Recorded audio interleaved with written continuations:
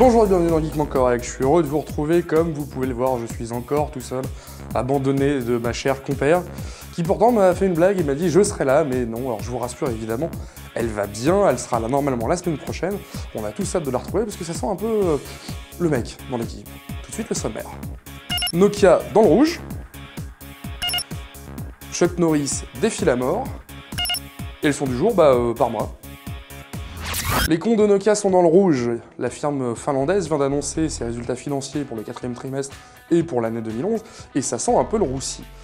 Alors ce qui s'est passé, c'est qu'effectivement les analystes étaient plutôt pessimistes quant à l'avenir de Nokia, malgré ce partenariat avec Microsoft. D'ailleurs, il est à noter que Microsoft a investi 250 millions de dollars dans Nokia pour ce partenariat avec les Windows Phone. Donc je vous dis, effectivement, les analystes étaient plutôt pessimistes, et pourtant, même si les comptes de Nokia sont dans le rouge, ils sont supérieurs aux attentes. Alors il faut bien comprendre qu'il y a 19,6 millions de smartphones qui ont été écoulés. Alors ça prend en compte aussi les Windows Phone, même si les Windows Phone ne représentent qu'à peu près un bon million, mais étant donné qu'ils ont été lancés en octobre ou en novembre, ça s'est pas vraiment ressenti. Alors 19,6 millions, avant ils étaient à 28,6 millions, donc ça fait quand même beaucoup de pertes, essentiellement des smartphones sous Symbian. Forcément, hein, c'était quand même le système le plus vendu chez Nokia. En ce qui concerne ce qu'on appelle les dumb phones, c'était les dumb phones, c'est un smartphone, dumb phone, on appelle généralement les feature phones, ils se sont aussi mal vendus, même s'ils sont encore premiers, hein. Nokia reste premier sur tout le mobile, et ils engrangent des pertes à hauteur de 24% au niveau du chiffre d'affaires, avec des mobiles en gros en moyenne qui se vendaient 42 €. Voilà, et qui sont descendus à 32. Donc ça fait, au niveau chiffre d'affaires et résultat net, un gros manque à gagner. Alors qu'est-ce qui va se passer pour Nokia? Eh ben, on attend évidemment pour cette année 2012 de savoir si le Windows Phone va tenir ses promesses, si les accords avec Microsoft vont pérenniser. Tout ce qu'on sait de ces accords, c'est qu'il y a beaucoup d'applications qui étaient marquées Microsoft ou Bing par exemple, qui vont se transformer en applications Nokia, donc qui seront vendues sous la marque Nokia avec plein d'applications fournies par Nokia. On verra si ça donne quelque chose de positif, et en attendant, il y a toujours du Google, hein. Vous connaissez évidemment Chuck Norris, ce karatéka très fameux qui avait tenté les UFC, qui s'était fait retourner complètement, et surtout un célèbre acteur dans Walker Texas Ranger. Eh bien, on vient d'apprendre sa mort, et oui, à 71 ans, Chuck Norris est mort, et des escrocs, parce qu'évidemment c'est une fausse information, des escrocs se proposent de vous montrer comment il est mort. Alors cette arnaque appelée un scam propose en fait aux internautes de cliquer sur un lien pour visualiser la manière dont Chuck Norris est mort, sauf que ce lien en fait renvoie vers un formulaire automatique que vous remplissez et qui se rajoute automatiquement sur votre groupe Facebook. Alors Chuck Norris, c'est pas la première fois qu'il est la risée du web d'ailleurs.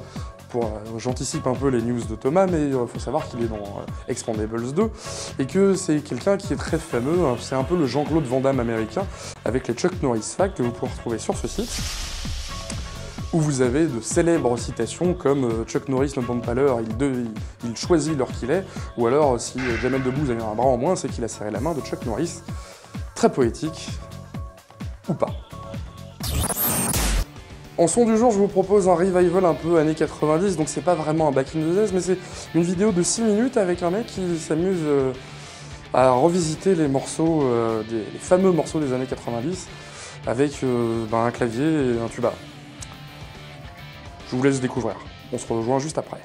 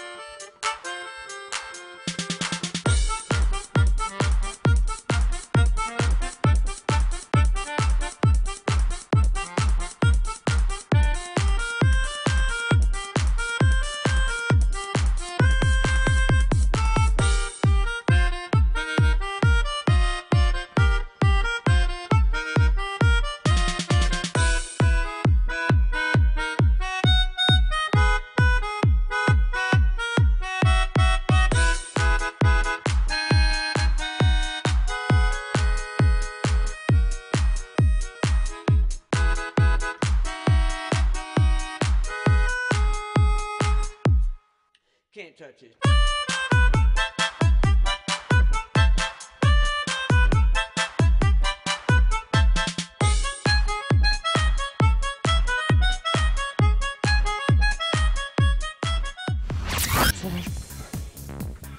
Ah merde, vous êtes revenu.